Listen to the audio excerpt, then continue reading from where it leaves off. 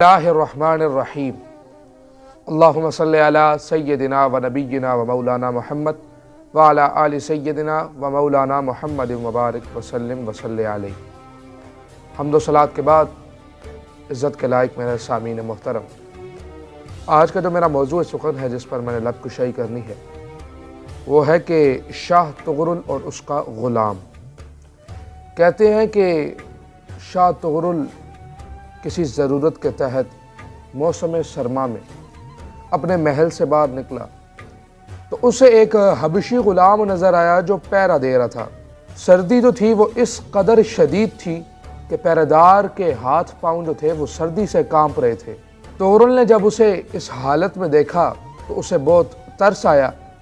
बादशाह जो था उसने उस पहरेदार को तसल्ली दी और कहा कि मैं तुम्हारे लिए बहुत जल्द एक पोस्तीन भिजवाता हूँ ताकि तुम सर्दी से बच सको। महल में पहुंचकर बादशाह ये बात भूल गया और जो चौकीदार था, पहरेदार था, वो पोस्तीन का इंतज़ार करता रहा जिसके भिजवाने का तुग़रुल ने उससे वादा किया था।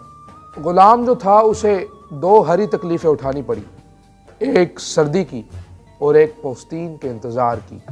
शेख सादी रहमतुल्लाह अलैह ने इस हिकायत में ये बताने की कोशिश की है, ऐसे मुसाफिर जो मंजिल पर पहुंचकर गर्म बिस्तरों में आराम कर रहे हों, उन्हें अपने उन साथियों को नहीं भूलना चाहिए जिनको वो रास्ते में ख़राब मौसम के हवाले कर रहे हों।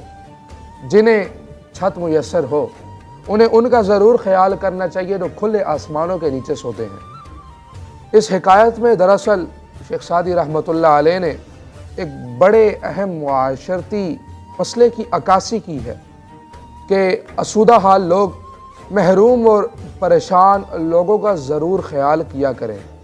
अल्लाह रब्बुल इज़्ज़त ऐसे लोगों को बहुत पसंद करता है जो वसाइल की कमी के शिकार, मुफलिस और गरीब लोगों की हर मदद करते हैं और उनकी दिलजोई करते हैं। सबक समाअत फरमाइए कि असूदा हाल और खुशहाल लोगों को माशरे के उन अफराद की फ़िक्र करनी चाहिए जो ज़िंदगी की आसाइशों से महरूम हो।